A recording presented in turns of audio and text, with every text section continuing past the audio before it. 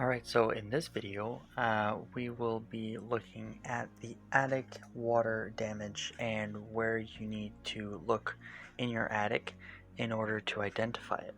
One of my subscribers said that they had water damage in their ceiling adjacent to their attic, so I made this video dedicated to them. Look around your attic to see if you see any plywood that looks wet or looks like it has mold, so it would have black spots, or it would have running water on the inside surface of the plywood.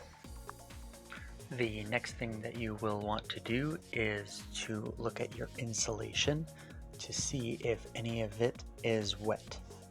Here is a perfect example of wet insulation. You see small spots of droplets of water due to condensation from the plywood that, when it was cold and then got a little bit hotter, or when there was heat loss, the frost on the underside of the plywood melted and would leak onto the insulation. One more thing you want to look at is any disturbed insulation, because that will allow heat loss, and during the winter that means that moisture will build up.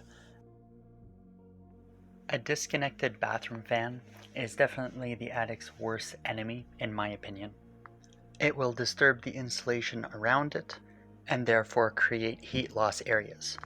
A disconnected plumbing vent pipe will also allow water from the rain to accumulate onto the insulation and then further on into the drywall.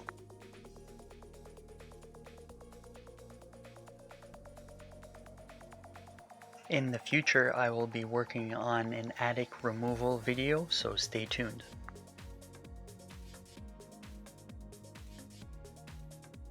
If you enjoyed this video, press the like button to provide support for this channel, and also subscribe so you don't miss any future videos.